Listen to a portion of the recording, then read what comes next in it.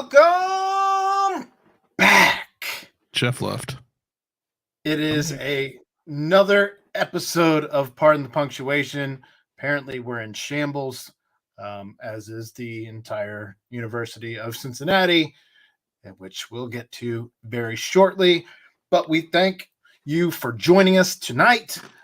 Real quick, we did want to do a little bit of housekeeping. We're going to be changing the way that we present our live stream going forward after tonight. Tonight will be the last time that we have simulcast live on the Pardon the Punctuation YouTube channel and on the Bearcat Journal YouTube channel.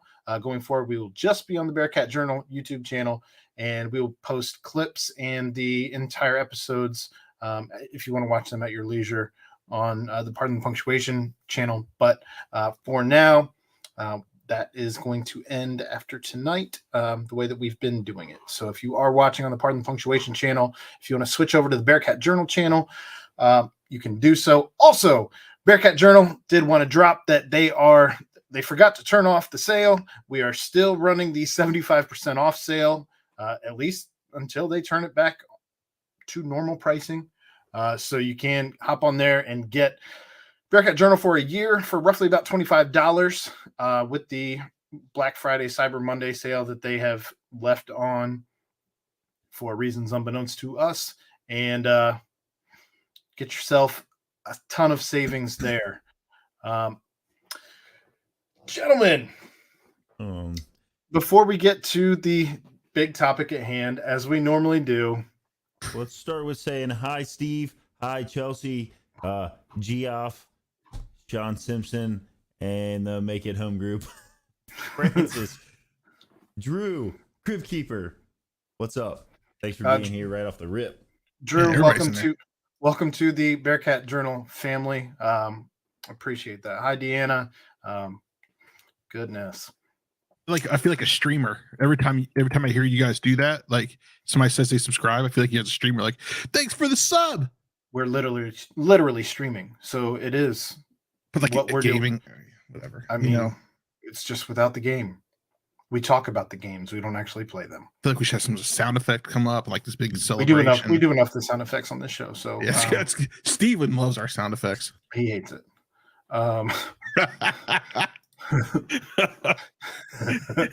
Well played, T-Win. T-Win says it. Yeah, go ahead. T-Win says, damn, it must be serious with Jeff wearing his tactical gamer glasses, as opposed to his primetime outfit that he had the other night. I've got a little bit of a headache, all right? And so I got to have the blue light glasses on. There's so much going on in front of me. Norbeck, you can get the Bearcat Journal logo next to your name if you sign up to be a member of the Bearcat Journal YouTube channel. And we are going to start, we're in the process of planning something for members only. I'm not sure how frequently it's going to be, but I know Chad and I have been discussing what we're going to do in regards for the YouTube members to make sure that they are getting something for signing up other than just having the Bearcat Journal logo next to their name. So emotes in there and stuff. I don't know. Okay. Maybe. No, Ed, no more sound effects. Steven loves my sound effects. Well, I think it was funny that at some point last night, Chad was doing something where he was yelling about something, and in his yelling or impression or whatever it was that he was doing actually woke up someone's dog, according to the chat. But that's Chad for you. That's He usually wakes up his own dog. So real quick, we're already 4 minutes into this. How's your week been, fellas? As we always start there. It's been the longest week of my life. I think somebody said it best the other day that like this week has been the longest year of their life. Yeah, like, I mean the Maui Invitational seems forever ago. The Tulane game seems forever ago. I honestly don't know that I remember anything from the Tulane game at this point. I mean, we wrapped up the Bearcat brunch Sunday morning. That seems so long ago. Luckily, we wrapped it up pretty quickly, right on our normal ending time, because otherwise we probably would have been there for several more hours. Because it seems like pretty much right after that, our phones all started buzzing with, hey, this is a thing that might be going on right now, and it quickly became something that was going on, and then sadness. Norbeck, real quick. I know you're a Bearcat Journal member on bearcatjournal.com, but here on the YouTube channel, there's an additional membership. If you did want to pay for that, that's where we're going to be doing something separate for the YouTube members only. But again, that's something that's evolving. It's not anything that we're quite ready to announce or launch yet. So we'll be letting everybody know as that comes to be, but it'll be a show strictly, one of the live shows strictly for the YouTube members. So it'll be something that we can interact with you in different ways than what we normally do. So, all right. Ed, how's your, remember when we had a head coach? That seems forever ago. Ed, how's your week been? I mean, it was great until Sunday, I guess. I had some ham on Thanksgiving because turkey's overrated. And oh yeah, I forgot Thanksgiving was. We had our last show. Thanksgiving happened too. Jesus. Had some ham. Found a new beer that I liked. It's pretty good, and and then Sunday happened. I mean, you look like you're feeling good enough to wear that hat. So I couldn't find my red hat, but I just spotted it over here in the corner, so I'll probably grab that in a minute. Because the hair was apparently up high today for you guys. Again, look at that, Johnny Bravo. Yeah. All right. Aaron, how was your week? I don't even want to get into it. I've gone through a gamut of emotions, and I feel like I'm at the anger stage of grief. So tonight should be interesting. I do want to throw that out there, John. It was a great week because the U.S. is undefeated in the World Cup. Well, didn't they tie at some point? It's still undefeated in the World Cup. 2 ties. They had 2 ties, yeah. They've scored 1 goal in 3 games. They scored 2 goals in 3 games. Mid. I don't know if you saw Pulisic's goal today and then straight knee to the abdomen. But every time I saw his name, I just kept scrolling because I don't care about soccer. Fine. So it's football season. Fine. American football season. That's fine. Could be a very angry PTP. It's going to be a very angry PTP night. I have a feeling. I have a feeling Jeff's going to quit the show tonight. That's not going to happen. I'm not a quitter like that. All right. Well, without further ado, let's get into talking about the biggest news of the week. What would that be?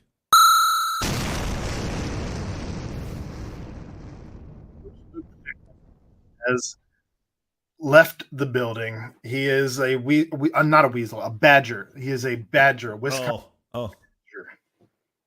I see what you did there. Not a weasel. Pretty good. He is a badger. Pretty good.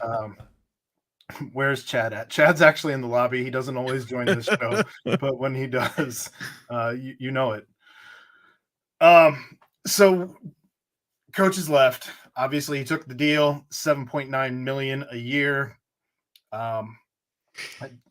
Ed, Jeff, and I have had a couple different opportunities to speak on it, but Ed, what was your initial thoughts when you heard that coach was taking the job in Wisconsin? Well, my initial thoughts when the tweet first came out was, what the hell is Amy going to do in Wisconsin? Because I don't think there's anything out there. But then, things started heating up and I realized that this was going to happen.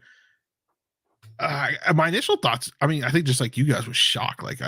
This wasn't the news I was expecting. We still have a bowl game. He's talked all these years about how he wants to grow a legacy here. He wants to create a team. Can't do what he say. He can't do that in just a few years. He just signed a contract extension back in February. We're building a freaking indoor practice stadium before. The Bengals got theirs first, but we committed first. I just didn't. I was in shock, and then, after Pete Thamel put it out, a couple other people started putting it out. Then you started sending me text messages with shock. So I just didn't know. I was in shock. Why should my beard enter the transfer portal? Only if it takes the hat with him. Oh, you guys don't like the hat? Do I put a different hat on? No, finish your thoughts. I'm sorry. That was my thoughts. I was just in shock. I actually I was in so much shock that I actually put Like took clothes out, folded clothes out of the laundry basket and put it in the drawers as I was waiting for the news to come out. Like that's how much shock I was in. Like I actually, most people leave it in the laundry basket. I actually put it in the drawers. Okay. Well, like you, I don't know that any of us actually expected Coach to go when we initially heard that he was taking a job. It was kind of like Nebraska. We all heard roughly a week and a half ago, I think, even though it feels like a year and a half ago, that he was rumored to be a finalist for the Nebraska job. Instead, he's off to Madison and going to be a Wisconsin Badger. Had to stop myself again.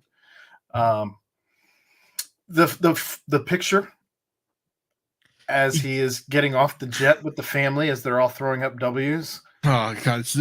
Ryan Royer said it last night, but I was also thinking it when that picture came out. He looks so uncomfortable. The only person in that picture who has like a natural smile, I think, is Amy. I think like everybody just over the top. It's an over the top smile. She did have quite the smile in that picture, like she was home. Yeah, something like that. Isn't she from Ohio? Yeah. Oh. I don't know. I mean, Jeff, I haven't heard from you voice wise since Sunday night.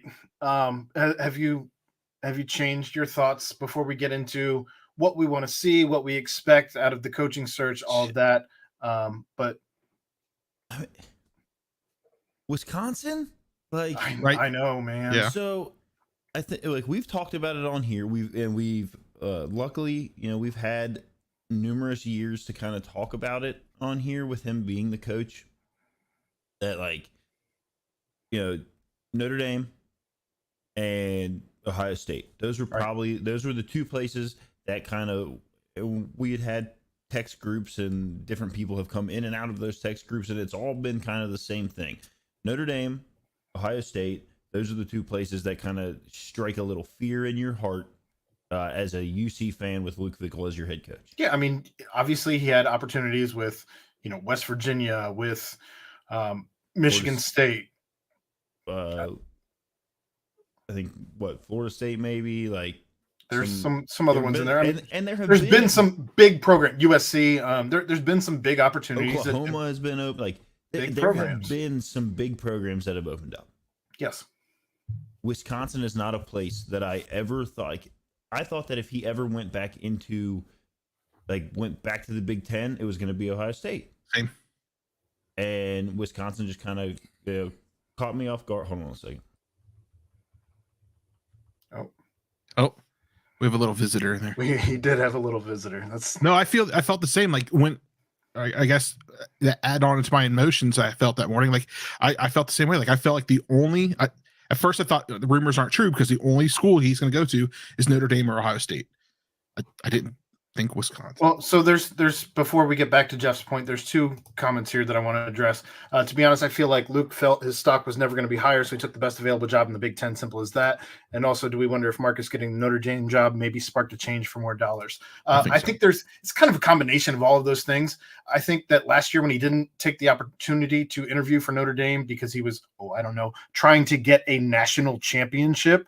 And Marcus, his protege, gets the job that he had coveted as it was one of two jobs.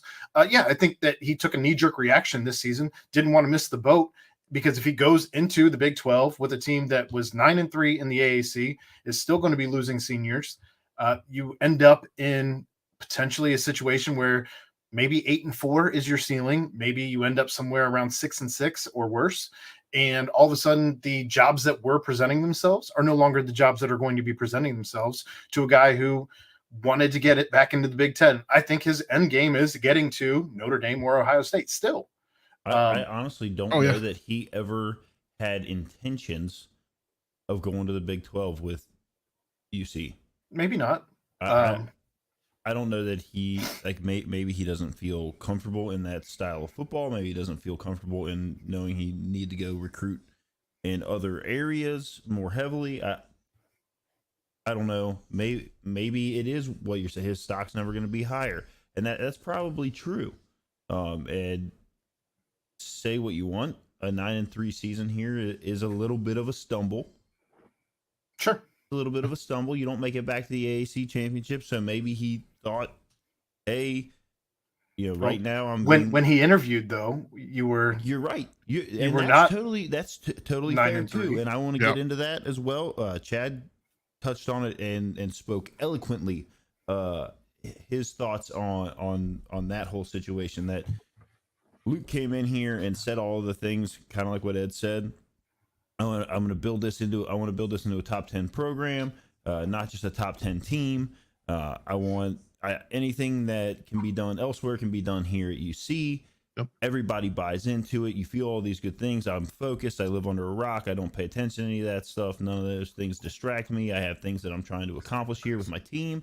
And then you find out that no, he wasn't. I don't care what you say. He wasn't 100% focused here, because part of his focus was on taking a job somewhere else. Because you don't interview somewhere else in the middle of a season if you don't have intentions of taking that job. I agree. Maybe 100%. you entertain those things in between when the season's over. You entertain some stuff, or maybe you hear some things and you let your agent handle everything, but you don't personally involve yourself in it, and it not take away some of your focus to what you're trying to do here for the University of Cincinnati. And I think that is the point that kind of chaps a lot of UC fan asses. Well, that's what in the past. That's what he's done. He's a better way of putting that. In the past, he's always waited to the end of the season to entertain any of those offers, any of those interviews, and well, because he has touted himself as a man who needs to focus on championships and nothing but championships. And then this year, he got away from that. Didn't mention throughout the season that he's building a top 10 program. Didn't mention, he did mention that we still are playing for championships, but we didn't hear the top 10 program being beat like a drum this year like we did last year. It just seems like his priorities, I don't know, he was different this year. And is that hindsight? Like, is that hindsight? Because I think it's a knee-jerk reaction because he missed out on Notre Dame. He missed out on one of his destination jobs. Did we notice that during the season that he was kind of, checked out? That he was kind of wasn't, saying the things that he was saying before. Did we notice that during the season, or were we just like, oh, he said him enough, we don't need to hear him? And that's I don't know. I kept looking for, like, back in my head and watching some past interviews to see if I could see, like, where it was that he wanted to go before I read Justin's article. It's one of those things where, like, he's been here a while, right? We're, like, kind of blessed in the fact that he's been here a while. He's said the same things and all of the right things for so long. He's turned down jobs. So maybe this year it was one of those things where we just kind of figured that was still the path. That was still what was going on behind, Notre Dame's not opening up. Ohio State's not opening up. You can come for our guy, but it doesn't matter. He's not listening to that. He lives under a rock. He doesn't want to pay attention to anything you have to say, when in fact, everything had changed and we didn't know it. And so whenever it happened, and for it to happen as quick as it did, I think a lot of people understand the way that coaching searches go and the way that hiring of coaches happen in the NCAA now across college football. And it doesn't happen in where a tweet comes out right now that says that somebody's being targeted and then they get hired that fast. And so I think there was a lot of people who, rightfully so, started kind of questioning in their own heads and on Twitter, obviously, like, when did this start? How did this happen so fast? Is there something else going on in the athletic department at UC that would make him want to run away from it? Like, what's going on? Those questions are still out there. I've been seeing them on Twitter. Like, is Johnny Cunningham losing, his touch, or is he making these guys go away? I guess is the word I'm looking for. Crypt Keeper brings up a very good question here, a statement really. With NIL, are we back to the Rick Minner days? No money. Well, I mean, the NIL does change a lot. But I don't think we're that far back. I don't think because we could fix that, right? That's something we can fix. We have top talent. We have an indoor practice facility coming. We have people coming to the games. We have people buying season tickets, not just for the basketball season tickets. Like people are still buying them. I think this is just something we could fix with, BVox is trying to with Reign Cincinnati or Reign Cincy. Cincy Reigns. Sorry. And it's just the NIL is just throwing a wrench into it, I think. Well, okay, so they are building $100 million, plus indoor facility. They're doing all of these things. NIL isn't something based solely at all, actually, in university funds. NIL is something that has to come from boosters and donors and folks in the community that want to assist in building that out, right? They have to be willing. They have to be willing to cut the check to a player to endorse whatever they're going to endorse for them or do whatever they're going to do for that particular party for NIL to work. And if there aren't those connections built, and we talked about this almost 2 years ago on this podcast, Chad and I and Aaron, like all of us, we had a very long podcast that was almost entirely dedicated to NIL and when it was starting and how important it was. One of your favorite podcasts. It is one of my favorite podcasts because I bring it up a lot. Yeah. It was one of those things where, like, we talked about this university is going to need to make a lot of headway because there are other universities out there that are bigger that have been doing it under the table, and now they can do it out in the light, and their infrastructure of that is already there. Right. And it wasn't here. And maybe it's still not all the way built out the way it needs to be. I think that's one of the frustrations that Luke, he wasn't quiet about his frustration with NIL. And I think that's something he was behind the eight ball on. And, I don't know if that's something that's going to be fixed with him going to Wisconsin or not. But that said, obviously there are some things in place now to try and set up whoever the next coach ends up being here at Cincinnati to try and get that ball rolling. It's obviously not all the way there yet. I wouldn't say that the NIL currently as it stands for Cincinnati is day one ready for the Big 12, but it's definitely light years ahead of where it was 6 weeks ago before we had Cincy Reigns. And he brings up basically the same point here.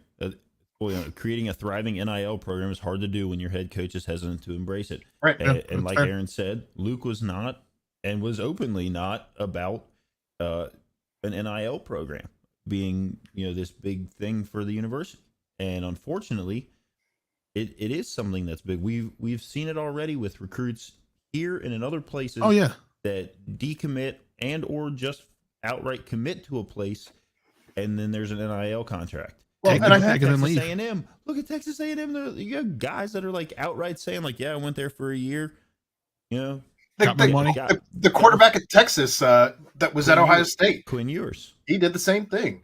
So you have to try and figure out the delicate dance between the two, right? You have to find the kids that are character kids that are not going to do these types of things, and figure out the kids that are coming to play with you. That said, I think Luke thought that his coaching merit was enough with a smaller amount of NIL, but his coaching merit was enough to recruit kids and get them to stay, as opposed to, throwing bags, 50,000, 100,000, whatever the case may be, that some of the other kids that were in this recruiting class eventually ended up getting from schools like Kentucky, an Illinois, Michigan. Well, that's been my question since the NIL started. Like, who in Cincinnati, what donor in Cincinnati is going to be throwing around that kind of bag? I mean, besides Jeff Weiler, who can, throw around a bag in a car or two. Right here, Ed. Use local big name companies to do things like commercials, to do things like brand. We've seen that already. We saw that with the basketball team last year, right? That wasn't it. Simple truth with Kroger. Right, but they got to start offering. That's what I'm saying is they have to start offering more to, like, you know what I mean? Like, they have to start. But that's on the university. That's on the university to sell, or Cincy Reigns to sell to these NIL collectives. All right, that's fair. Where it's moving, and they need to get. The thing is you've got to get those places to buy in. I don't don't know what you're laughing at over there. What, Dan- pure romance? Pure I romance. mean, They're a company. whatever, you know. If that's the thing, that's the thing. Who There's- cares? I don't care where it comes from. It needs to like. And Could you see obviously, one of the like, players right Fox now? Is like My ramping girlfriend it up. loves the Big John 6000. Whoa, why do you know the Hey name? yo, I just made that just up. saying. I just made that up. Did yeah, you? that's all right, Ed. it All right. was a made up name. I don't know. I mean, I saw a boxer who's doing something with the Big 12 this weekend.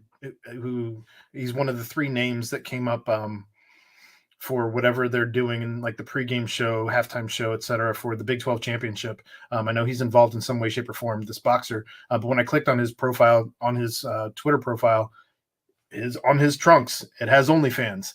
People are, I mean, just you have to rep what's going to pay the bills, right? Well, Like that's fair. Yeah, I understand that. I did not know that most of the TQL family went to UC. So yeah, they could throw some bag around. They got that stadium they're working on right now, but I know, right. So I don't know. There's obviously some large local companies that you can try and tap into to take advantage of this, because there's a lot of headquarters here in Cincinnati. Do kids want to do commercials for companies they never heard of, or do they just want money airdropped in their bank account? Well, that's not the way it's supposed to work. Sure, they want money airdropped in their bank account. That said, there has to be an exchange, from my understanding, of some sort of good or where from service. From the like the for athlete. example, last year the basketball players were posting like little pictures of them eating Simple Truth chips or something like that, right? And so that, I mean, they could do that kind of stuff for the money. They don't have to do a full, made for TV commercial or anything like that. David, Kroger's involved with Louisville. Kroger's involved with Kentucky. Kroger's involved in some capacity at Cincinnati. They're involved. It's just they've spread themselves out. So I don't know how much they would do in that regard without ruffling the feathers of direct competitors for some of these student athletes with Kentucky and Louisville and that. So we'd have to see in that regard. To Keith's comment here, wasn't here it is. Wasn't he said like being given a truck to drive around? Wasn't Dez given a car in Tennessee or something like that? From down in Louisville. There was a car dealership, but he did commercials and stuff. He did commercials for him, right? So I'm saying they have to exchange something. Yeah, I didn't know that one. But NIL is that is an important part, and you heard John Cunningham talk about that when he was discussing the coaching search when he did his press conference.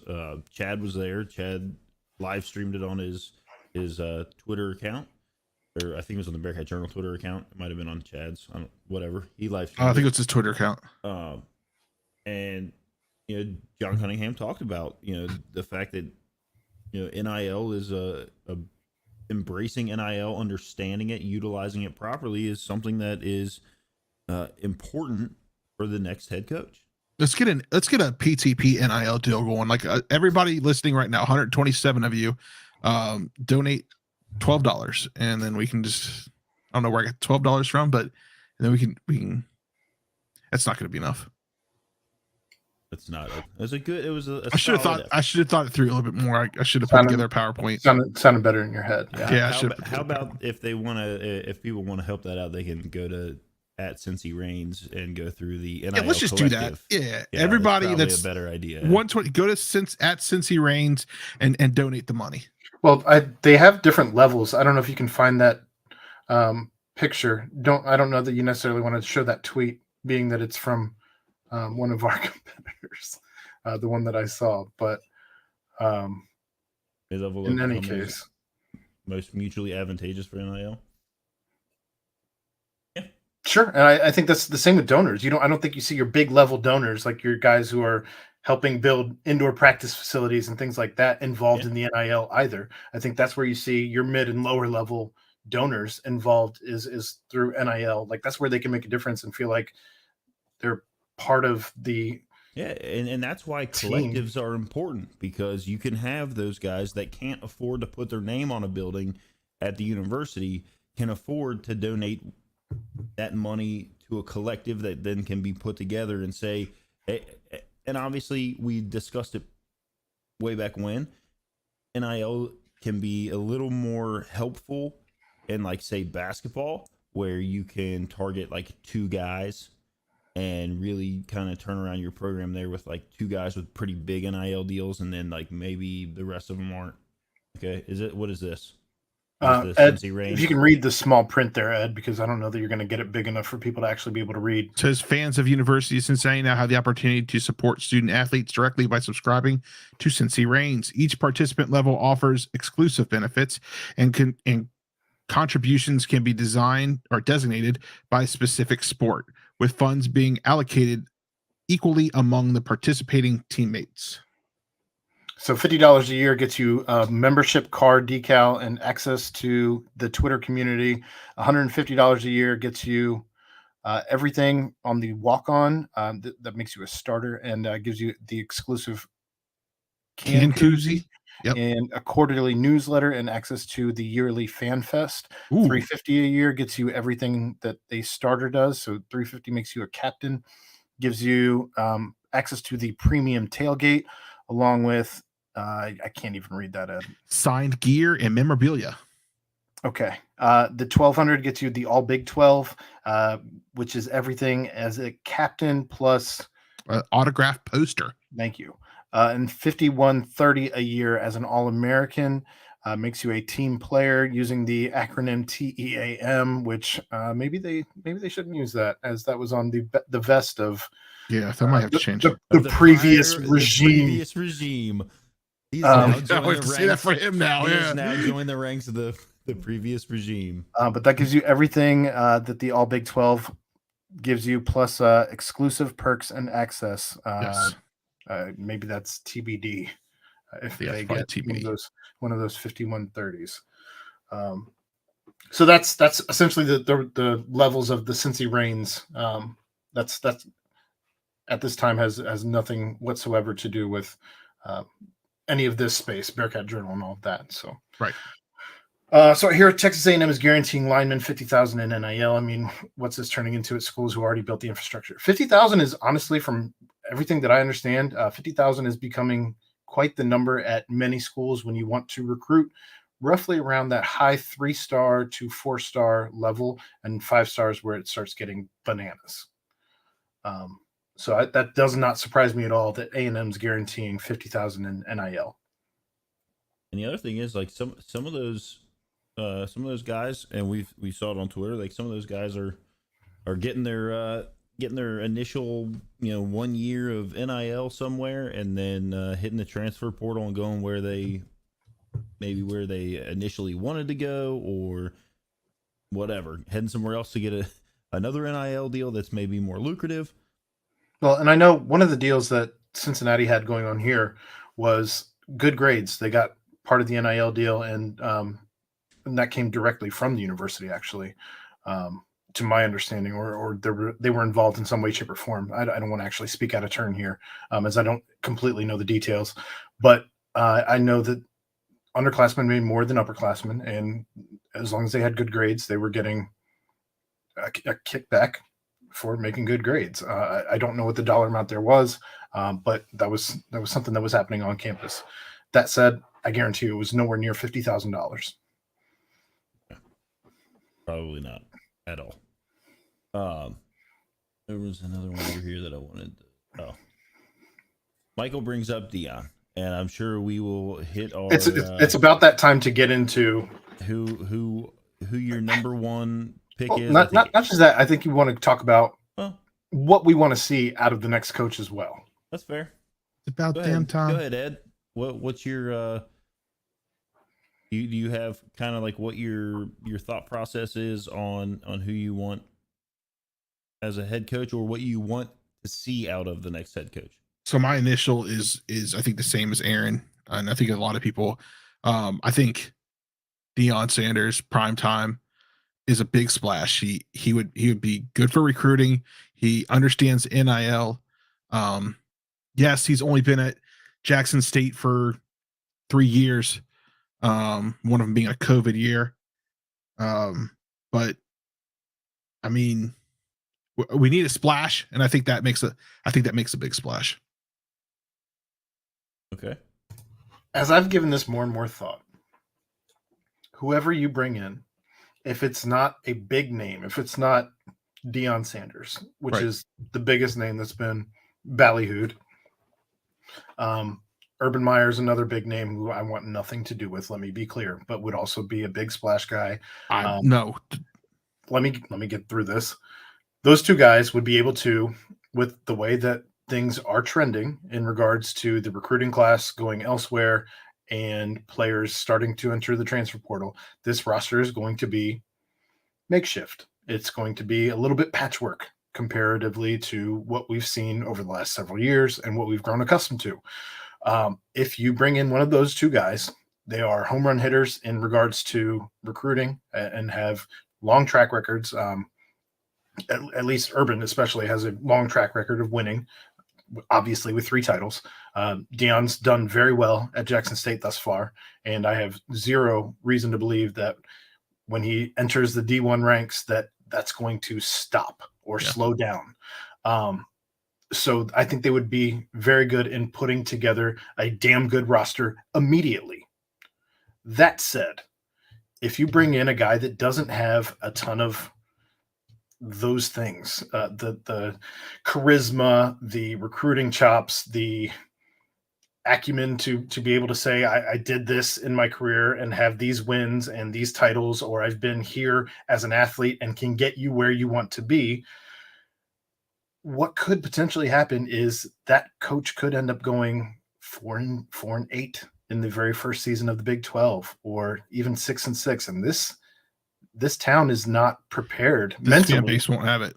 They're not prepared for that mentally. So what you could run into is a guy getting run out of town very early on. And now you're looking at similar to what the basketball team has had to do, but on a different scale. Obviously, football and basketball a little bit different.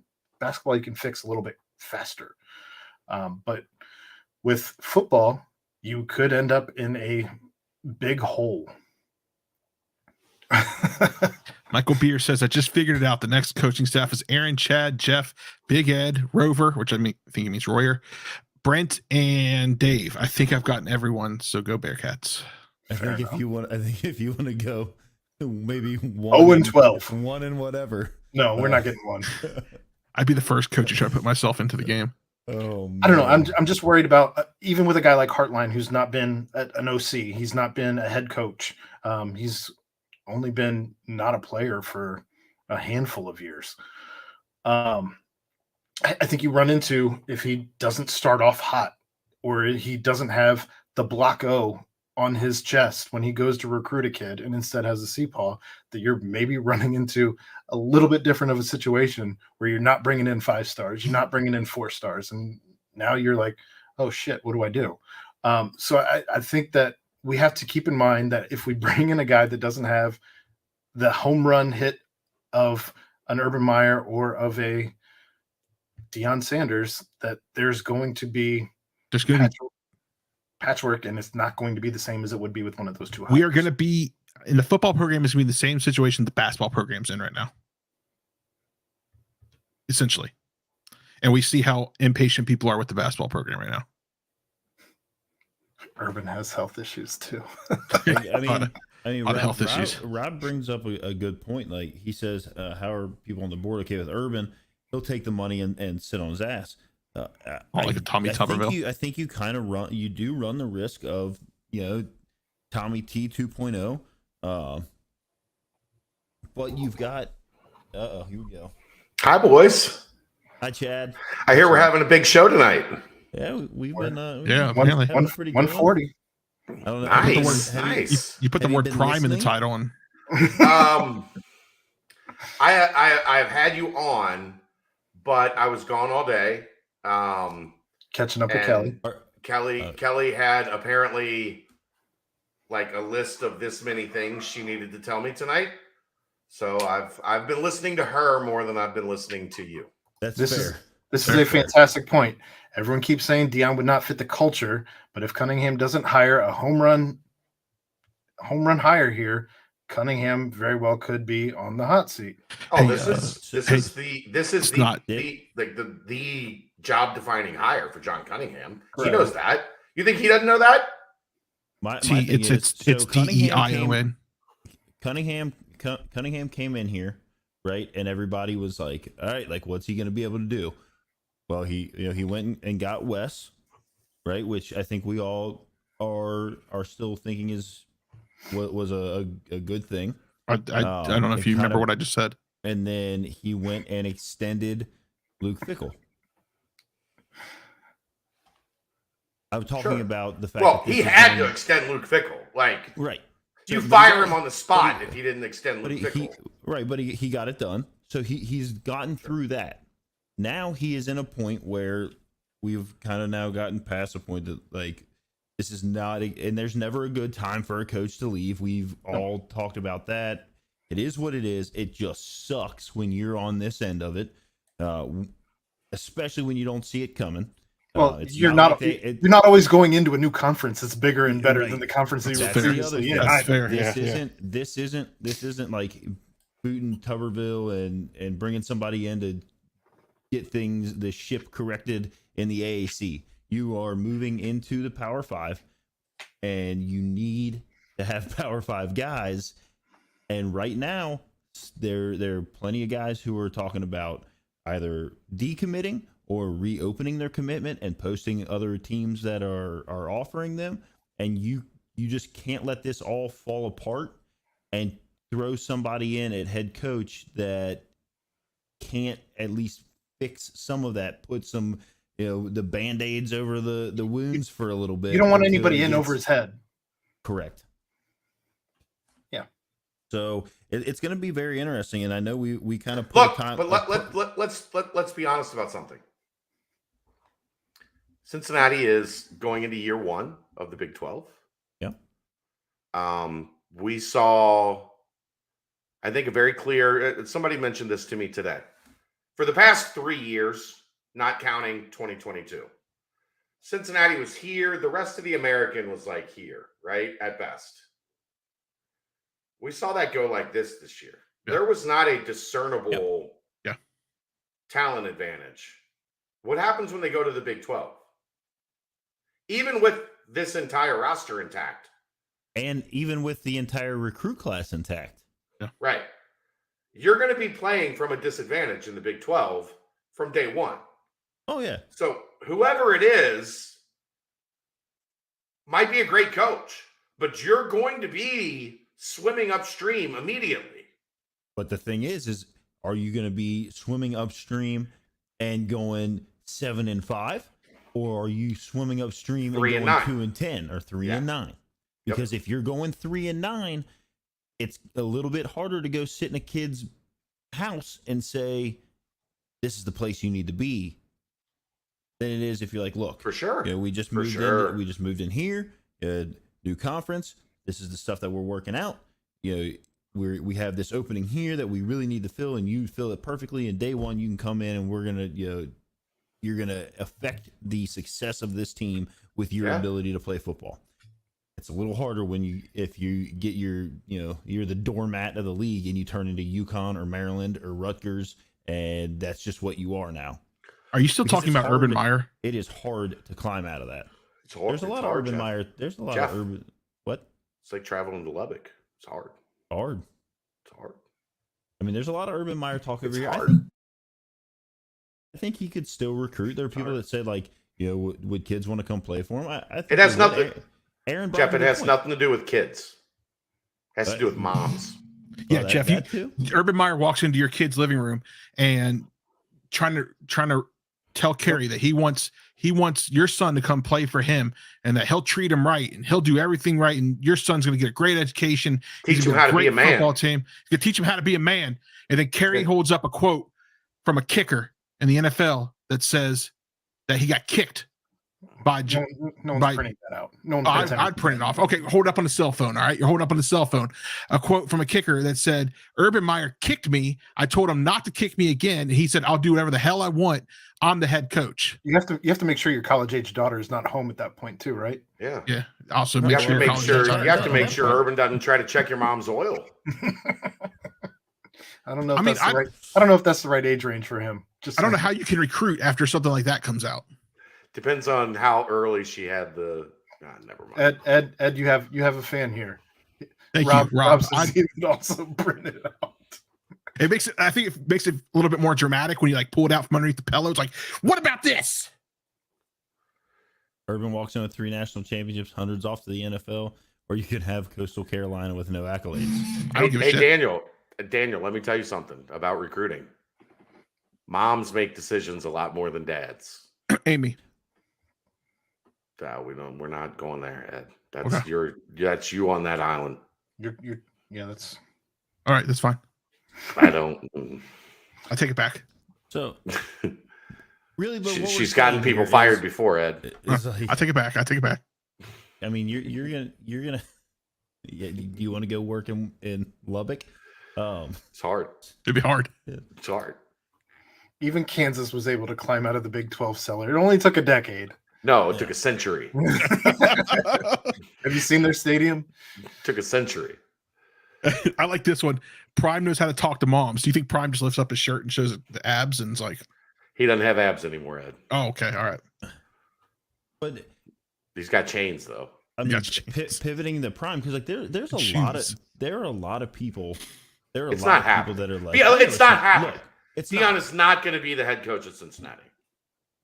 It's a pipe dream. It is, and we've This said that message from the sponsored by start. the Easton family. Okay. Huh. But that's the kind that is the kind of deal.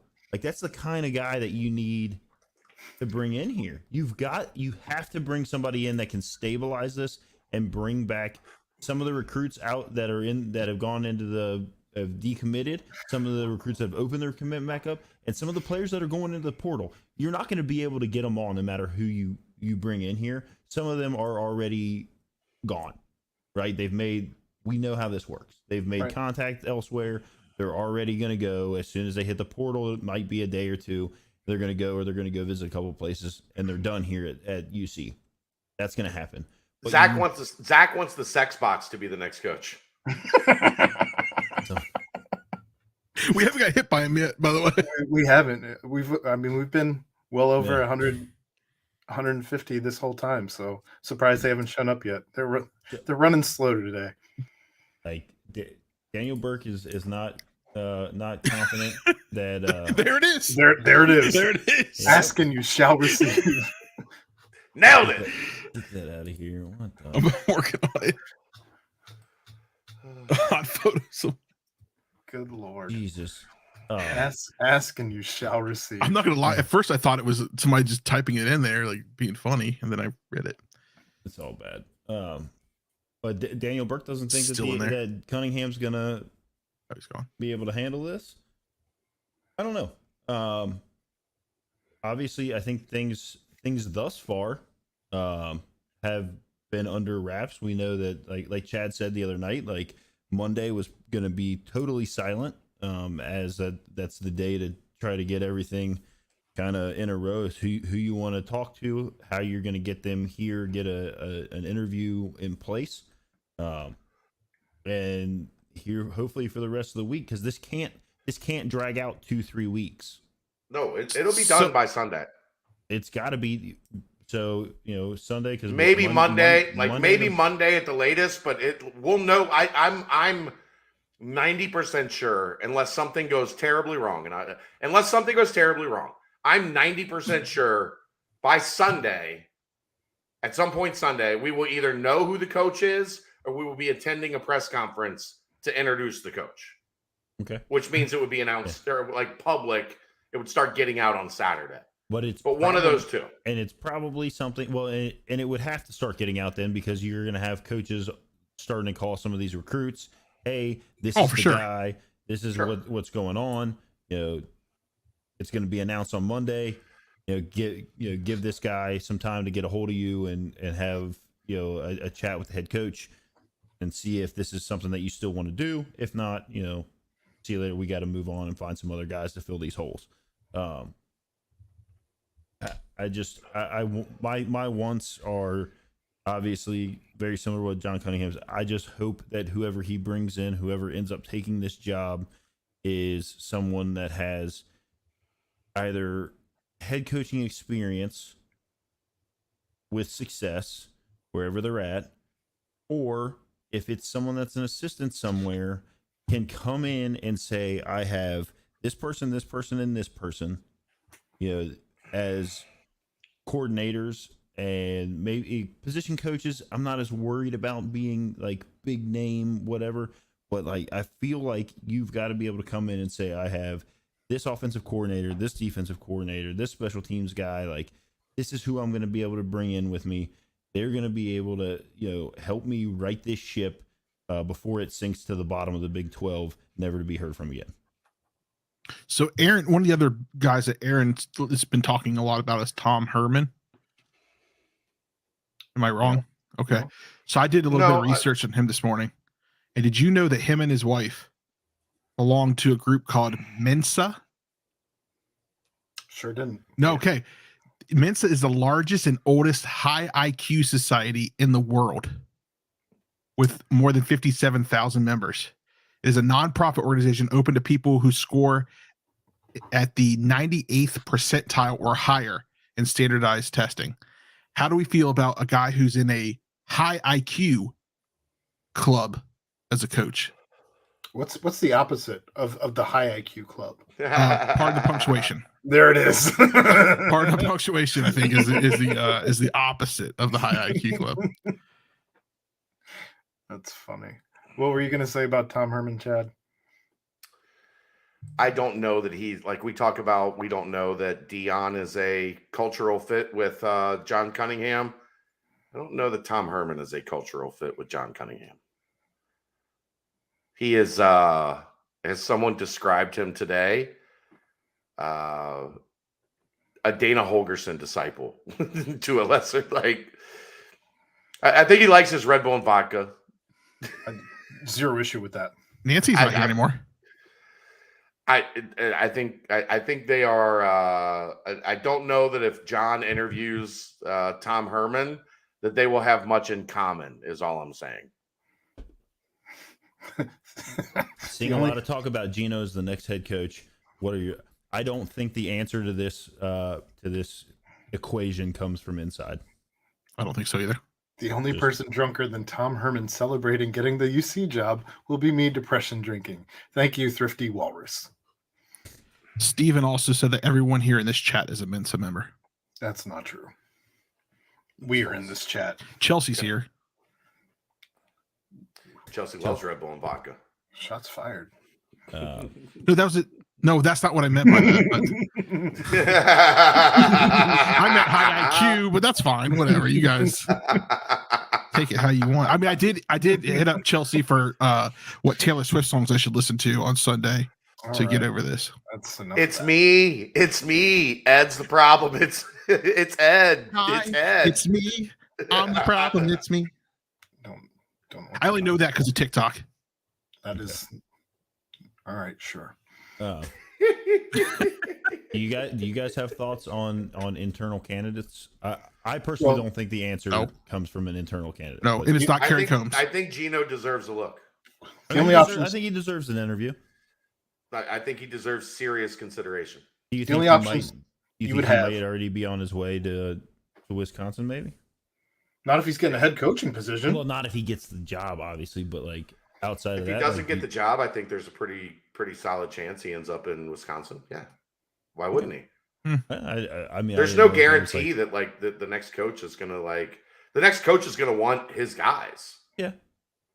You know what you don't want to be? That outsider. Like it very rarely ever works where you're especially as a coordinator. As a position coach, yeah, Ed, the crypt keeper loves you, Ed. How's that make you feel? Great. Sounds like you should stick around past basketball. Wonderful. Also, Michael, what am I lying about? Probably about listening to Taylor Swift. Go ahead. You probably that you only heard that song on TikTok, I think, is what you're lying. Yeah, I want to see. I want to see your Spotify at the end of the year. I don't have Spotify. I have what is this? Apple Music. Yeah, you made the switch, huh? Well, Verizon offered me 6 months for free. God, you're so thrifty. I will read to you the top 5 surveys that I played. Truly don't care. Top 5. So Sing. No. All right. The whole like Gino not being named interim is a tell. I don't know about that because Kerry Combs was here when BK left.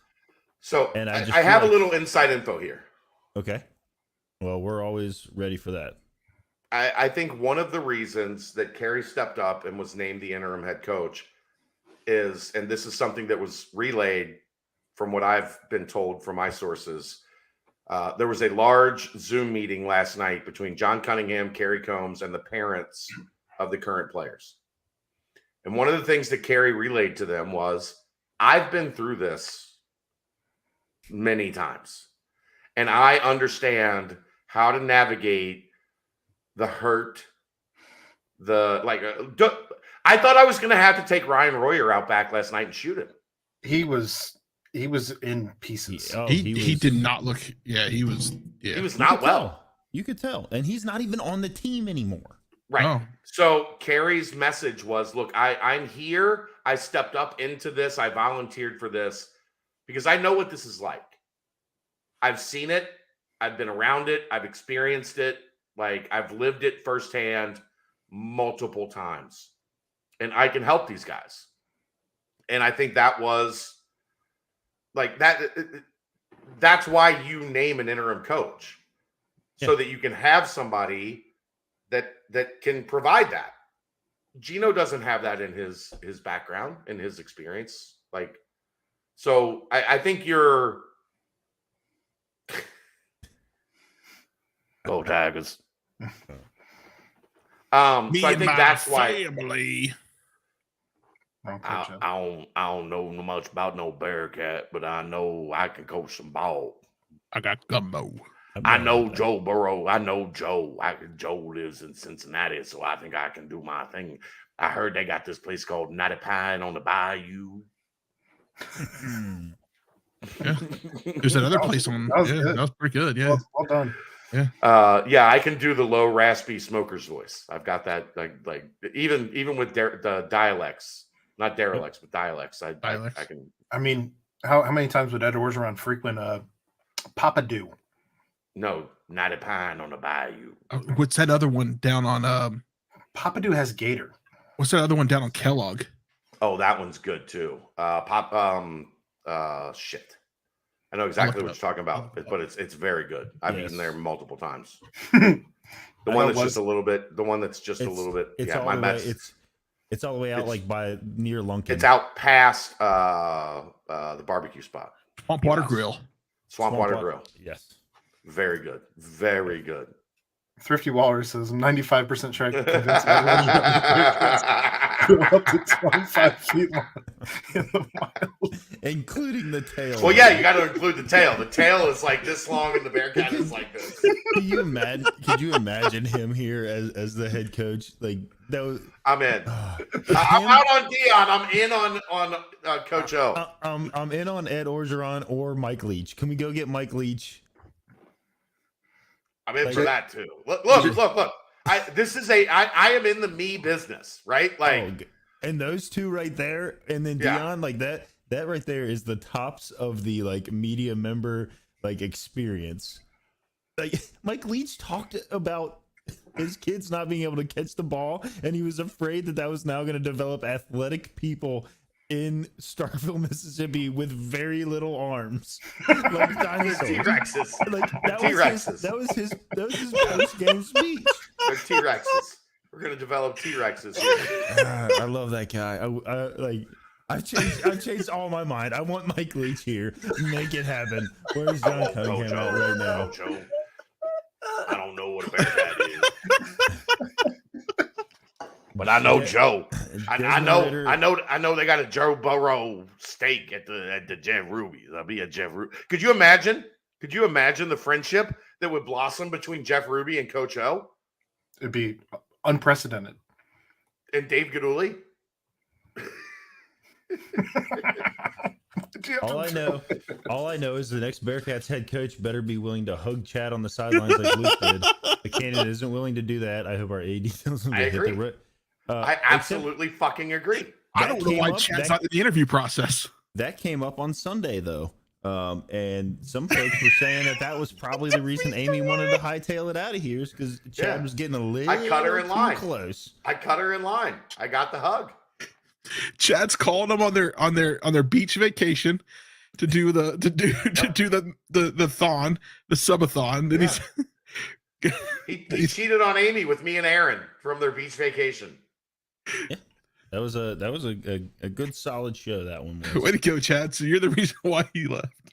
Look, I'm in the meat business, Ed. I don't care. But if you guys want to read all of Chad's stuff and how much he loves the next head coach, you can still subscribe, possibly. Is it still up? It's still up. They haven't taken it down yet. It's still up. And here's the other thing is Hotboard 2.0 went up today. So and that's already, we're already. It's on fire. It's not hot. It's on fire. We're already at 14 plus pages, 20,000 views, 362 comments on Hotboard 2.0. It's been up for 2 hours. And that's at bearcatjournal.com. You can head on over there. Apparently the sale's still going on for 75% off. Go over, join it. All the information gets posted there. Thrifty Walrus says they are going to call Chad in to give all the candidates a hug test on Thursday. I heard that is why Dion is out. He's a noted handshaker. Thrifty Walrus might be trying to get in on the podcast game here. He might be trying to carve out a show. I'm the ultimate side piece. That's fine with that. I'm fine with that. I want to let people know. So We got to cut up this show. This is part in the punctuation. And of all the shows on the BCJ network, this one does tend to go off the rails very quickly after we all do. All of them do. All of them do. All right, so there's good content here, though. So politely, I'm not gonna ask Chad to drop his top 3 because he won't. I already know that without asking him. Not right now. Ed, drop your top 3. I don't know. My number 1 and my only one is Deion Sanders. I like it. Jeff, who's your top 3? Well, I'm going to start with Dion because that is what it is. It makes the most sense. We've talked about it enough the last couple of days that's just where I feel like would be the best and most successful for here. After that, I go to Heartline because I think that I just think that that's a more realistic and one that has the best chance of success, because I think he probably has enough connections or can reach out to enough people to fill out his staff and make it a strong staff to come into the Big 12. And after that, like I think that's probably where you've got to just make that happen. And if Dion's not happening, I'm calling Heartline as the guy. Well, I would go in order. I would go Dion as well for all of the same reasons. And I'm torn between Heartline or Herman as my 2 and 3, but I don't want anything to do with Matt Campbell. I don't want anything to do with Matt Campbell. I don't want anything to do with Urban Meyer. I don't want anything to do with a coach at a school that is not AAC or better. Not P6. They hired Brian Kelly from the MAC, right? I get it. And they've Urban done Meyer was in the MAC. The track record has been fantastic in regards to the guys that they've hired from. I'm just listing. I would just say this. I'm listing my top 3. That's all. Of the MAC guys, I'm very interested in Sean Lewis. Like, that Kent State job is a disaster. And he runs a super exciting offense. So I think I'm in for an offense guy. I like going into the Big 12. Sure. Oh, Give me a guy that can put points on the board. But of the MAC guys that I added to the hot list today, Sean Lewis is at least intriguing to me because of the people I've talked to. And remember, Kent State took Georgia to the wire earlier this year. Kent State took Georgia to the wire earlier this year. His record is bad, but they schedule 3 just bloodbaths every year. It's how they pay for the Glass Bowl. Right.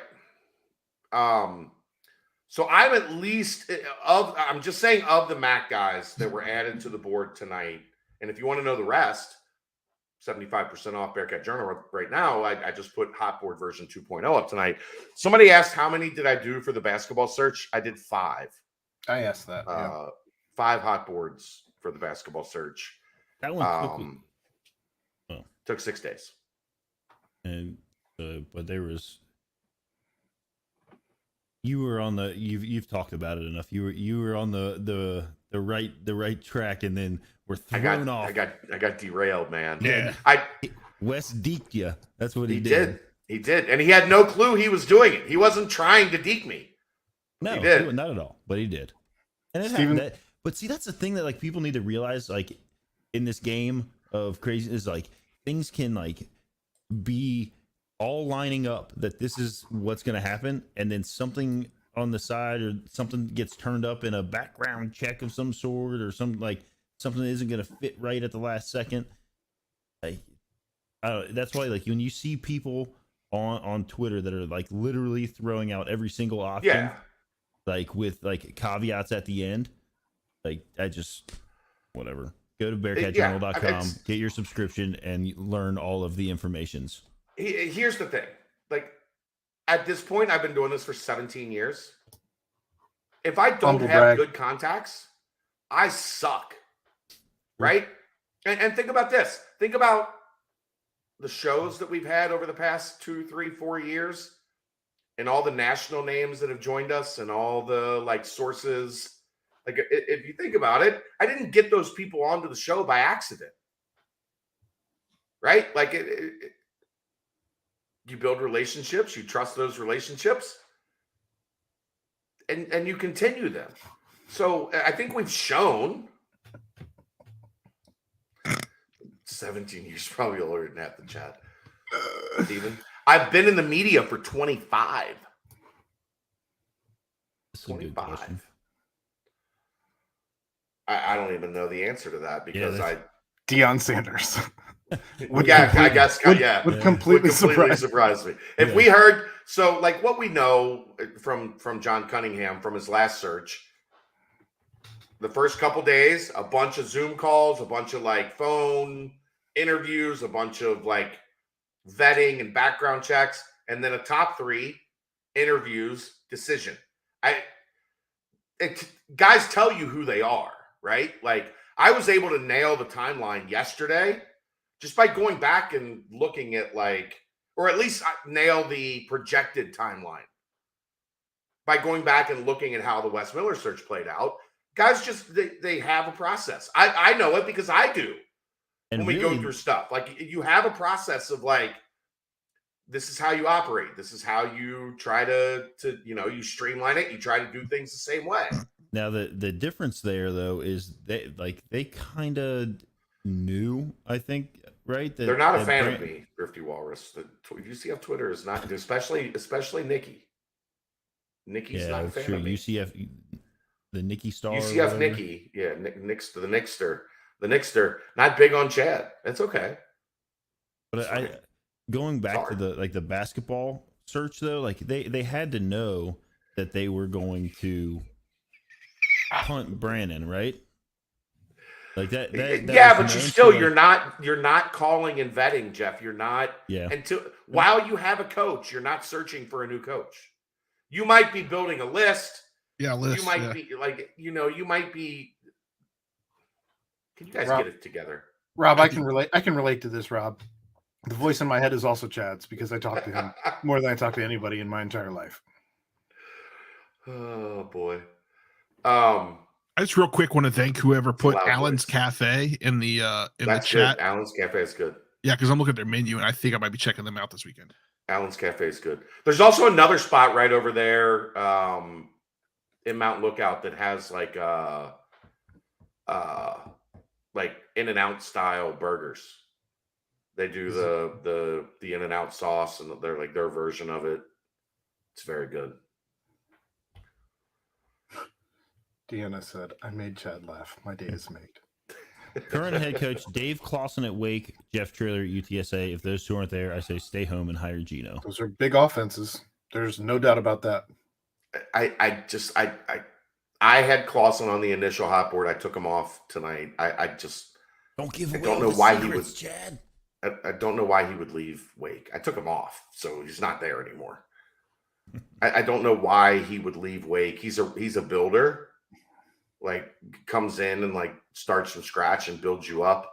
I was very interested in him when this whole thing started on Sunday. But I don't know that he's interested in like doing it again. Because when you do that, you're looking at like a 5-6, like those builders, it's like a 3, 4, 5 year reclamation project. You already built Wake, like you got them. They had a little bit of a dip this year from what they were last year, but I just don't know that he at his age is looking to like go build something else. The universities still have to grant permission for a school to talk with a coach. They never had to. It was seen as like a courtesy. And I don't know if you've noticed how college sports has gone recently. Courtesies are out the window. Yeah, I mean, when you've got ADs sleeping in cars and changing tail numbers on jets to get around without being seen, there's no courtesy. Changing tail numbers is one. The other one is Is that legal? Well, he's probably just taking different jets. Yeah. Like they'll schedule one jet. Well, here's the other thing they do, Jeff. This is my favorite. Is they will schedule a flight plan. Yep. And then when they get in the air, it changes the flight plan. So everybody is looking at, okay, these are the planes that are leaving. Where are they leaving for? These are the planes that are arriving. Where are they arriving from?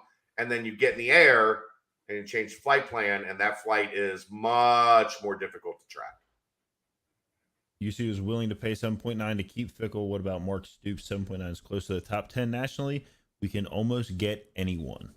Daniel, if they hire Mark Stoops, I'll stab my eyes out live on video. I'm here for it. I mean, I think we've already talked about it. Like he didn't even give UC. I mean, it was done. He was not listening to a counteroffer. I think UC pays Luke Fickle 7.9. I think they maybe Jeff, number. Jeff, I also think it's easy to say we were ready to match when you didn't have the option to match. Yeah, but what I'm saying, but it's another thing also to say that you're willing to match and like put that out there publicly, and then also like knowing that he didn't even have a chance to do so. But I think you go to that number with somebody like Luke Fickle, who has been here and has done what he's done here. I don't know that you necessarily go to that number outside of Mark Stoops. No. You want to? I forgot. I do have something I want to talk about. Okay. Well, we got a lot of shows still left, so this will be quick, Aaron. Matthew Churton's a new member. Welcome, Matthew. I was at the Cunningham presser on Sunday, right? And I was live streaming it, and I was just live streaming it on my phone. I had my I think I know where you're going. Camera next to me, and someone was like, "Can you do something about the breathing? We can hear you breathing." And I was like, "Well, the only thing I can do about the breathing is stop. And if I do that, I don't think we're going to have much of a live stream." What exactly did they want me to do? Can you do something about the breathing? I'm sitting there with the phone, like right next to my face. You're in a chair. Got to get one of those the tripods like I have. I already had a tripod set up in front of me with my camera.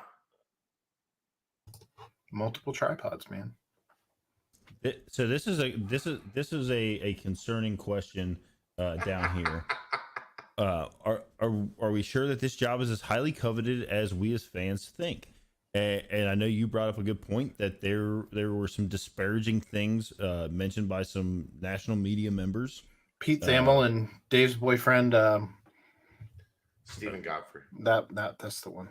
That, and a lot of that rolled back to like, NIL not being up to snuff to being in the Big 12 and being able to compete in the Big 12. I guess we'll see when it comes out, maybe who the top three are, and maybe who was spoken to during this search? I don't know. I know there's been some talk out there that, like, you know, Tom Herman's not interested and some of these guys aren't interested. Who knows if any of that's real? You can never truly vet where that's coming from. So I mean, we're gonna have to wait and see, and we'll probably know by Saturday or Sunday how coveted this job is based on who they hire and what, you know, else comes out of the hiring process. I would like to think it is still that it's a more desirable job than it was 5 years ago, 10 years ago. Like, you're moving into the Big 12. You've had some success. You were just in the CFP. There are not a lot of teams that have made it to the CFP. Correct. So I think that it was shown that it could be done here, and some guys that's pretty attractive. So I think that it's still a pretty coveted job. Is it like a jewel in somebody's hat? It's not a top 10 program yet. Yeah, no. We were working on that, but things happen. Some people decide that they don't want to be a king; they want to be a prince, and they're okay with that. You didn't want that statue. Congrats. You're not letting that one go, are you? I'm not. Bad. All right, Ed. You watched New Heights this week, right? I listened to it. Yeah. All right. Well, you have 1 minute to give us everything that you got on the. We don't get just 1 minute for New Heights, right? You got 1 minute, and then we can further discuss. Before you do that, can you explain to all of the people who have never been here for our show before how this show works? What's going forward? on? Yeah. Oh, so Aaron came up with this great idea that when we change subjects, sorry, Steven, when we change subjects, we hit the bomb. And That's so not that really what I was going with. What I'm trying to say is this show covers UC athletics. We do cover UC football. We cover UC basketball, baseball. If something crazy happens, like if there's some notable things coming out of UC athletics, we cover those things here. But we do also cover, the Bengals. So there'll be a segment coming up on the Bengals briefly. We try to keep the whole thing under an hour and a half. Bearcats basketball is coming up. Bengals Reds. Ed tries to talk about FC Cincinnati occasionally. We do know that there are people that enjoy that. Because they're mid. That joke gets thrown around a lot. Ed has a New Heights minute now, as opposed to his previous. He also has his wrestling minutes tonight. He's double dipping tonight. You're getting a wrestling minute. I stayed up late last night. And this isn't like this is some crazy wrestling, like. All right, so can I get started on my New Heights? Because apparently they're going to give me a minute. People to know what's coming up. Also, before you get into that, thank you, Nicholas Kaiser, for the donation of $5. Hey, appreciate you. I feel like the push for Geno by the players is eerily similar to how the Notre Dame roster rallied behind Marcus last year. That we'll see. Yeah, apparently that happened up at Wisconsin for Mr. Leonard, and saw that. Not sure he has a job at this point. We'll see. All right, him as a defensive coordinator here. New Heights. I don't know. Did you guys listen to last week's episode of New Heights? I have not listened to a single episode of New All right. Heights. So they started it out as they normally do, talking about the games and whatnot. And they were talking about Jason's game and how, Jason maybe didn't do so great on the line. And so Travis was kind of poking the bear a little bit. And then all of a sudden you hear Travis go, "Jason, are you still there?" And apparently what happened was Travis poked the bear so much that Jason dropped off because he got upset. He got super upset that he had let his team down. Basically, he gets yes, sir. He had a bad snap. He had a bad snap. Yeah, yeah, and literally Travis was poking him, and Jason and you could hear Travis go, "Hey, hey," and then it reset, and it was the next day, and Travis Jason was like, "I was about to fucking kill you." So we had a little time back in. We had a little brotherly love show up on the podcast this week. Normally there's brotherly love, but we showed some brotherly love this week. But one of the cool segments they did was the backyard football turkey bowl draft. So they had to choose 5 players. Number 1 had to be a former teammate. Number 2 had to be an NFL rival. Number 3 had to be a media member. Number 4 had to be an athlete in a different sport. And number 5 had to be a family member. Travis started The out. family member was the coach, not a player. Yes. Travis started out, and can you guys guess who he chose as his quarterback, a former teammate? No. Zach Caleris. Ooh. Talked about how Zach was tearing it up in the CFL. Unfortunately, lost that game. But talked about how he was tearing it up in the CFL. And so I thought that was a nice little Bearcat shout out tied in. You know, For sure. Let's see his NFL rival. And you know what? I'll just throw the graphic up here on the screen so everybody can see it. Travis's pick at quarterback and former teammate was Zach Caleris. His NFL rival, Derwin James. Media member, he chose Tony Gonzalez, which I think it's double dipping, I feel like, but Travis's team is going to get its ass kicked. yeah, an athlete in a different sport. He chose Bo Jackson. And then his family member, he chose his dad as the coach. Mike Vick and Randy Moss on the same team? Stop. Yeah, it'd be interesting. Stop. So thank you. So Jason, as a former teammate, he chose Mike Vick. As an NFL rival, he chose Saquon Barkley. Randy Moss as a media member, again, double dipping, but I like how they went with that. Number 4, his different athlete from a different sport, he chose Shaq. And then his coach, his family member, he chose his mom.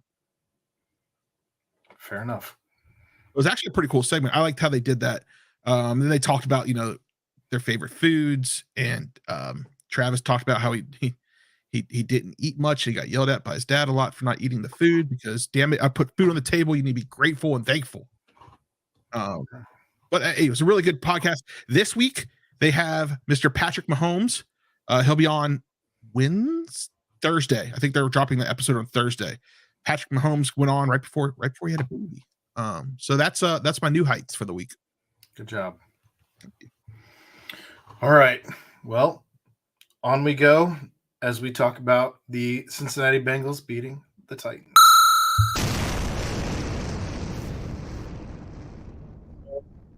Bengals were able to stave off the Tennessee Titans with a final score of 20-16. This game was interesting. It was fun. We talked about this team needing to get to 10 wins, 11 wins if possible. Had to start here for sure. I think we all picked this one, if I'm not mistaken, last week when we were going through our rest of the season picks. And the Bengals defense was unreal, absolutely unreal, as they held Derrick Henry 17 carries, 38 yards for an average of 2.2 per carry. He got shut down again, and he's healthy this time. He was healthy this time. Ryan Tannehill only goes 22 of 34, 291, no touchdowns for that guy.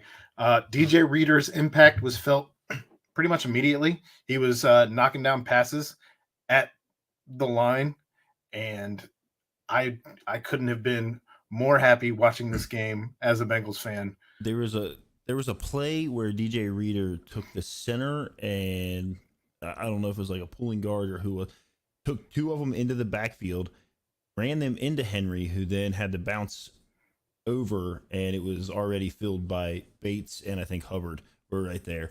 And when you see like some of these NFL linemen that move multiple large individuals like at will, like it just, the whole game started off with like the attitude because Samaje Perine put I can't remember his first name, Jones, straight in the dirt with a stiff arm on that little swing pass.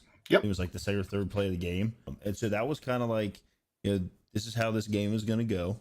Like, we're going to punch you in the mouth, and if you can't handle it, we're going to walk out of here with the victory. And they did. And obviously they're playing without Jamar Chase. They're playing without Joe Mixon, who had concussion symptoms still from last week. And Perine still stepped up. He did? We have a problem. No, we don't. We don't. Okay, all right. 17 carries, 58 yards for Perine. 4 catches, 35 yards for Perine. T. Higgins had a great game. 7 catches, 114 yards, and a touchdown. Joe Burrow only was sacked 1 time. 22 of 37 for the day, 270 yards and a touchdown. offense was good, clicking. Even again without mentioning P. Ryan, you still had some other guys doing some things. As Williams looked good, I thought. Look, their line is gelling. We've talked about how that was going to happen. Like that was kind of what we expected to happen. They're still like, just like above like the middle. I think their overall ranking, even if you take out the first like 2 weeks or 3 weeks, like I think they rank like somewhere in the middle of offensive lines. But that's what we talked about last year, was like, if you just give Joe a line that is competent, like things can happen. And look at the fact, like, here's the thing. You've got people all over Twitter that were like, Joe Burrow is Jamar Chase. Like, without Jamar Chase, Joe Burrow is nothing. Like, look at the dudes he's throwing to, right? Like, okay, you've got Higgins, who's a number one on any other team probably. Like, but you're Tyler Boyd's forgotten about at this point. You're throwing passes to Trenton Irwin, who is making ridiculous catches, and just that's another exciting story of somebody like seeing an opportunity and taking it, like, by Mike Thomas, like, see you later. So you've got the ability, like, you're seeing kind of Joe Burrow, like, for who we all know he is. He's and, like, cooking right now. We are 7-2 in the last 9 games. He's rolling in the second half of the season yet again. 7-2 in the last 9 games. Hayden Hurst, 6 catches, 57 yards, a guy that we've continued to be high on. Ed, are you muted? What are you doing? Yeah, I am muted. Sorry about that. Can we talk about Hayden Hurst extended high for? I had that queued up for a reason. I'll play it. Geoff wanted me to play the dog clip. Dog. Anyways, Hayden Hurst extended high for a catch, and I loved it. And I thought that was the greatest Hayden Hurst play of the day until JQ Shipley posted the video of Hurst making that hit on the line. Hayden Hurst was a godsend to the Cincinnati Bengals. Well, I think it goes to say, like, I mean, he came in somewhere and he feels like he's like being utilized the way he wanted, like thought he should be utilized, the way that he's being given the opportunities to make plays, and he very clearly will sacrifice himself into a block and lay people out. It's been. Might not. Make sure you don't play sound on this, Ed. I don't have sound playing. All right. So this is just JQ pointing it out, and then you'll see. Just lit him up. I loved it. Fantastic. But yeah, he's I don't know. They've been so much fun to watch of late. You hated to see Cam Taylor-Britt get that forced fumble. He did get robbed as it was recovered for a touchdown. Trying to keep up with this forced fumble rule where you can advance it as long as you're not in the late minutes of a game, and then it can't be advanced. That's the dumbest rule. If it's inside the last 2 minutes, I think it goes back to where the fumble occurs. Just make it a universal rule one way or the other. That's stupid. Yeah. Stupid. It's incredibly dumb. That the clock deciphers if it's a forward progress fumble or a fumble where the fumble occurred, depending on. But isn't that the same thing with, like, if you go out of bounds, like in the last 2 minutes, and the clock stops? But if you go out of bounds, also dumb. Then it like restarts and the ball's set. Rules should be universal. Period. End dot. I don't know. I mean, obviously you had the penalty that ended the game, which I feel like Hey, don't come at Cal Adamitis when his head's down. Cheap shot. I saw that. Yeah. As a Bengals fan, I feel like we're used to being on the receiving end of those types of penalties more so than on the reciprocant of those types of penalties, and I was not mad about that. Don't like to win a game necessarily on a penalty like that, but I'm not going to be upset about it either. I agree, Gilbert. Here in the chat, everyone was mad about not re-signing Uzama. Hurst has been a great addition, hasn't missed a beat. He's gone past what Uzama did. And he's also a good locker room guy. Correct. Speaking of good locker room guys, after the game, Ted Karras had some choice words for the entire state of Tennessee. He wanted to make sure everyone in Tennessee knew how much he hated them, as he Crypt was Keeper, he was basically telling the entire state of Tennessee to fuck right off and go home. They won the game. See ya. I love that. Give me that. Give me more every- Ted Karras. inject every it right into my game. veins. Yeah, right up there. Also, just because of how fun that was, I'll give his shout out to the Cincy hat that he is. You can find that on Twitter. But he is doing a basically it's a fundraiser for I believe the I'm pulling it up. I don't know if he got fined. If he did, I'm sure that all he would have to do is post how much it was, and he'd probably get those donations right to his charity that he's got. I think it's a nursing home. I kept wanting to say funeral home, and I know those things are not the same. The mayor says we'll find out Friday if he got fined. Although, speaking of fines, we did find out that from last week, Ugh. George Pickens was not fined, nor was They can just do whatever they want there. what are we Even when they're doing? not good, they can just do whatever they want. Don't tell me that you are interested in stopping concussions, NFL, or even trying to slow them down when you don't offer fines for either the hit on Joe Burrow while he was sliding, that was an attempted targeting, and the George Pickens hit, which was clearly targeting on the Tyler Boyd onside kick recovery. So, quick question. So, I looked it up. Cincy Hat, 100% of the proceeds from Cincy Hat sales will go directly to the Village of Mercy, as they provide services, coaching, and independent housing for adults with disabilities. Okay. So everybody go out there and support that. But we've done this before as a podcast. I'll throw this to you guys later. Okay. Thursday Wallers was much more excited for Lyle and Kappa after free agency. Same. Harris is Yeah. one of I mean, he is like your traditional, like, He's got the offensive moxie lineman. about him. Like I don't know what I said last week. Like when he's walking, I think it was when he was walking into the locker room afterwards. Like he looks like a regular dude that you would just like run into. Whereas like some of these other guys are just like, you see them like they're like an athlete, but like for whatever reason, he just strikes me as like this regular dude that would be fun to go hang out with and I'd love to drink a beer with that guy. pound some. I'd love to drink a beer with that guy, and I think that's. Rep said 100% of Karras' fines will go to whatever Ed just said. 100%.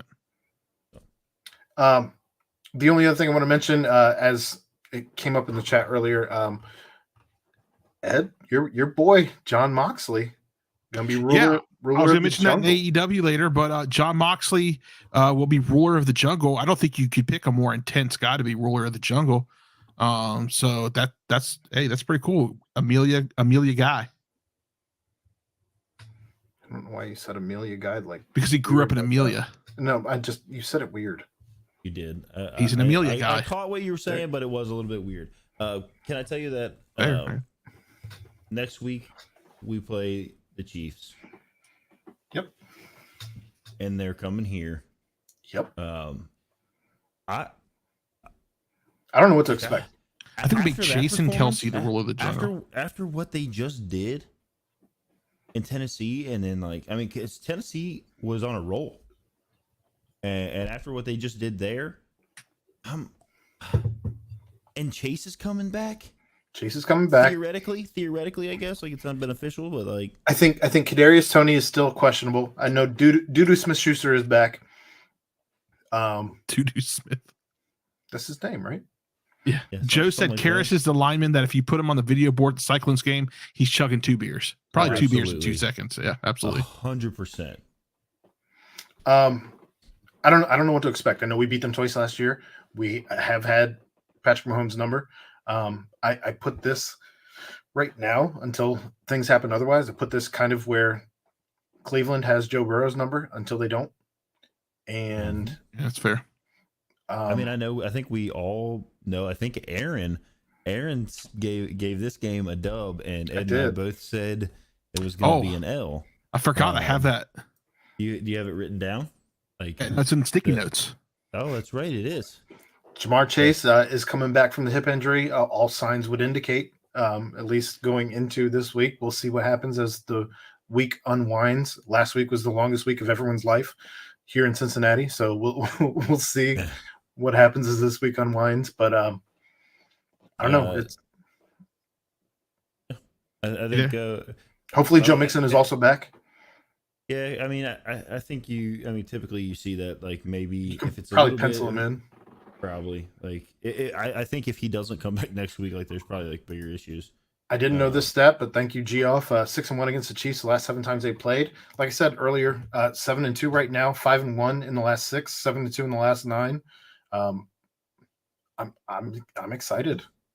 Yeah, the Bengals are trending back. They're clicking. They did at the end of last year. They're becoming everyone's media darlings right now, though, and I'm a little nervous about that. Dan Orlovsky came out like everyone. I like flying under the radar. I don't know that I like. Yeah, I don't. Yeah, but do you really fly under the radar at any point when you are like an NFL team? Period. Well, when you're a team, like you were in the Super Bowl last year, and like you're not totally out of the picture like the Rams. Well, we'll see. But again, next week got the Chiefs at I think 425. Yeah, 425. So 430. Whatever. Just as a recap, we all chose a win against the Titans. Sorry, I don't know what happened there. Kansas City. Jeff and I called it a loss, and Aaron called it a win. All right. Until we see otherwise. Yeah. We're saying Aaron could take the lead. I'm kind of glad. Like, this podcast usually goes like an hour and a half as of late. It's a little bit longer than that now. We're going to move into Cincinnati Bearcats basketball, which I think we could probably wrap up pretty quick. But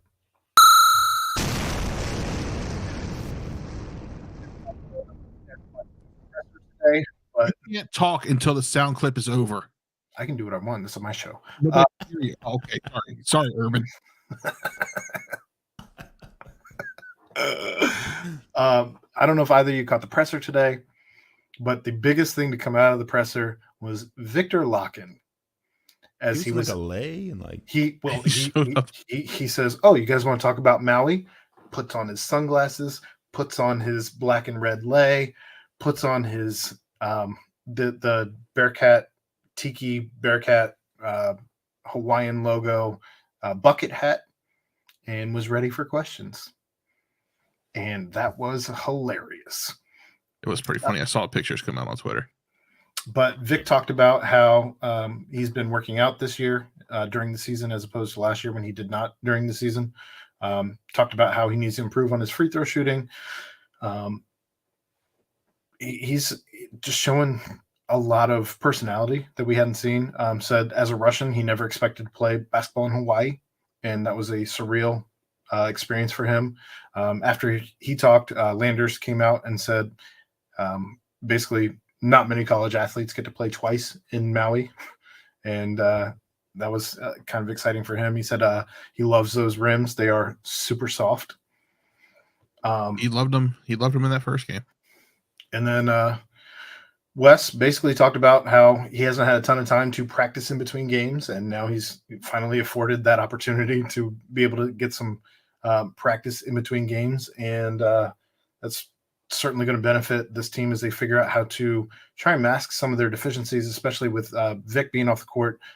He talked about how he would love to play him all 40 minutes, but when Vic's not on the court, this team is different. And I think everyone who's watched any amount of, if you've watched one game of this Bearcats team this year, I think we all know when Vic's not on the court, rebounding takes a hit. But I don't know. What do you want to see as we play NJIT tomorrow night? It's going to be a huge win. Yeah, it's going to be a huge win. 20 plus.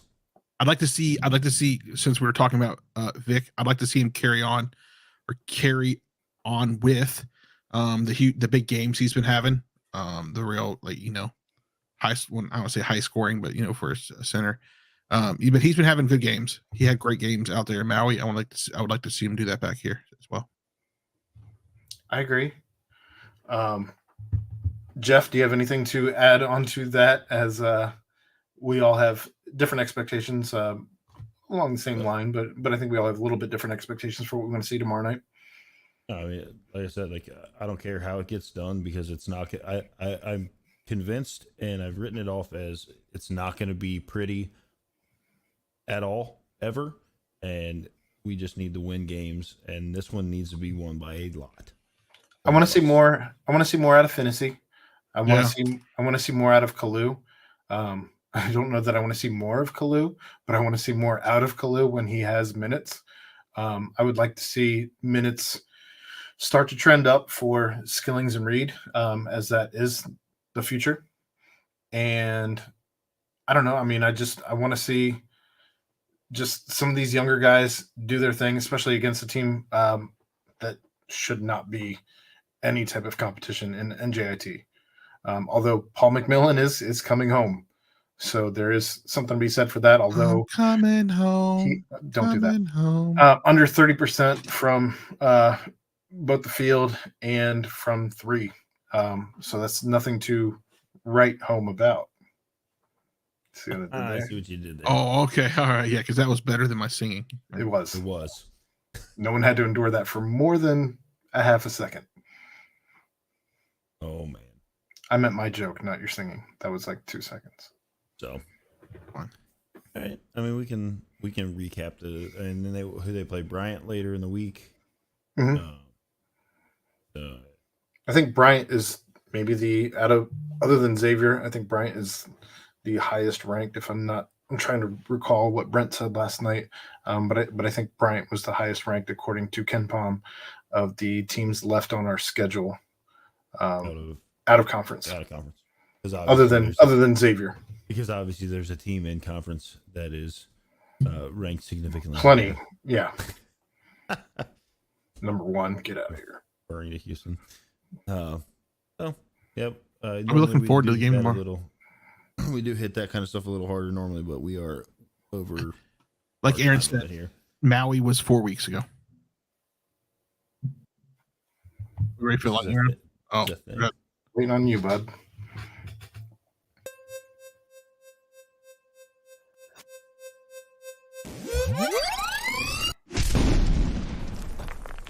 Lightning round. We're going to start off the lightning round apparently with Ed's Wrestling Minute. I messed up. Yeah, you know That's a lightning okay. round. Yeah. Here we are.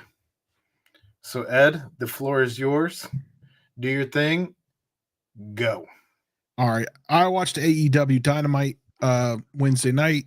I think this was one of the most disappointing episodes that I've watched. Anyways, started out with William Regal and John Moxley cutting a promo. Bryan Danielson stopped Moxley from destroying Regal. I felt like it was a weird exchange. I didn't know what the hell was going on, why Bryan was talking about his dad and loving Regal. And then basically Moxley just told Regal to leave the AEW, and he just kind of like walked out of the ring and left. I thought it was a weird way of announcing that Regal's could take some time off for health issues, but it is what it is. And so I figured because I only have 1 minute, I'll only review one match. So I did the Jericho versus Ishii match. I'm completely over Chris Jericho. He just needs to focus on music and hang up the boots. He can't even throw a punch anymore. Ishii is destroying Chris Jericho's chest. Like his chest is gone. There's a guy in the crowd with giant over-the-ear headphones around his neck. Like he was just walking down the street and said, "Oh, a wrestling match is going on. I guess I'll hang out here for a few minutes." Then I said that Ishii should have won the match, but Tony Khan won't let him. And then, yeah, I was right. He lost, and it was a horrible main event.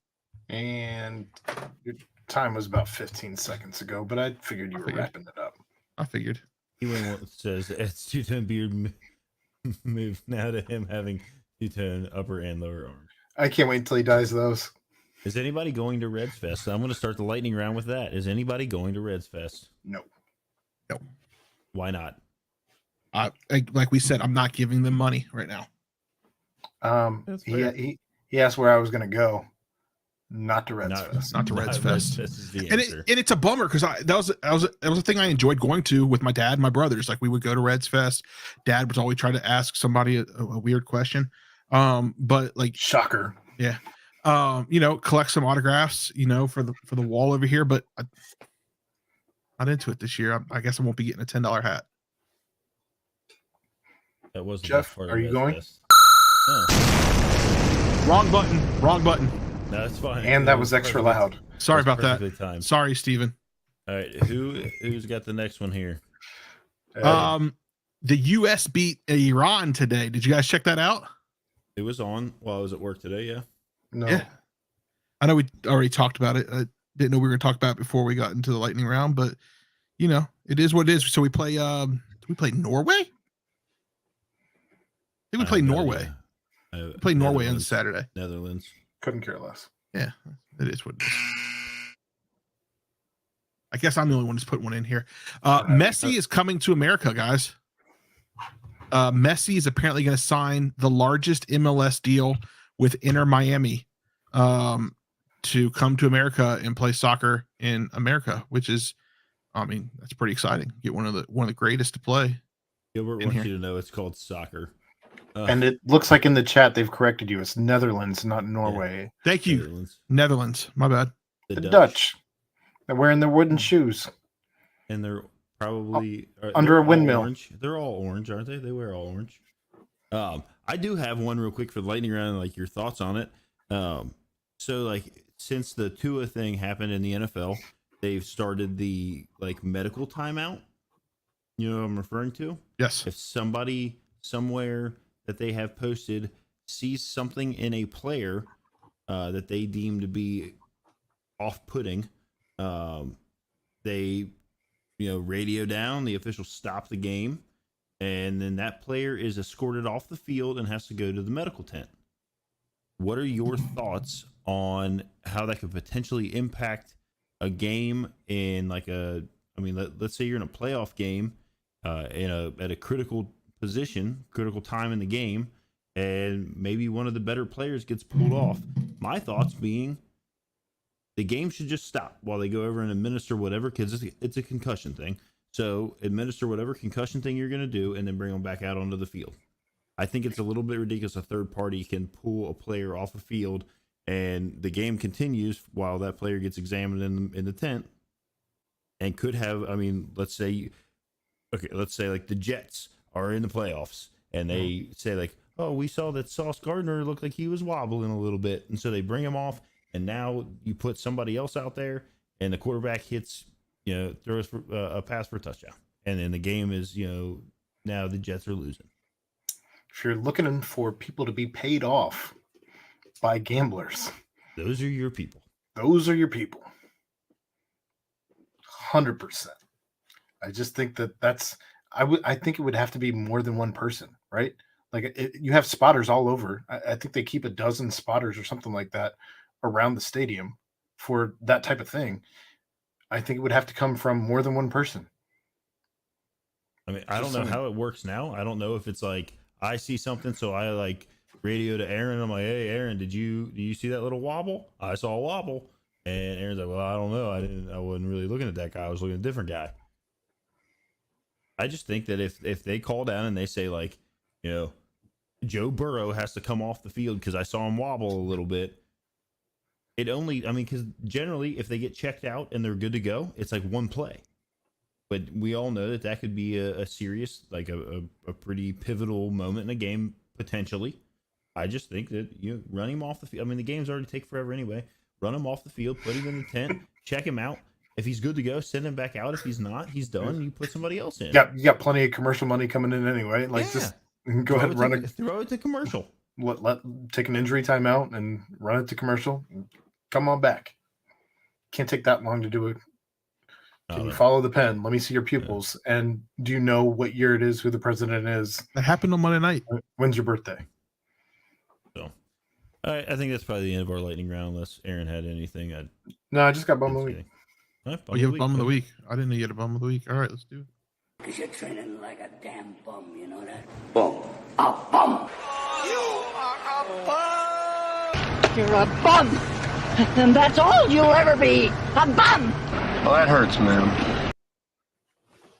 My bum of the week is the NFL. The NFL.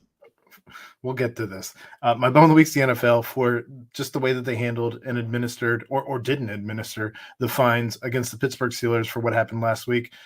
It's atrocious, especially if you want to be taken seriously about actually giving a shit about these concussions. Be better, NFL. Be better. Crypt I Keeper agree. I don't says, think there's anybody else to give you a better bum than that. Crypt Keeper says, no, you didn't, Ed. You did not just comb your beard hair. Do it all the time. At least he didn't pull the bat off the wall today. Yeah, that's true.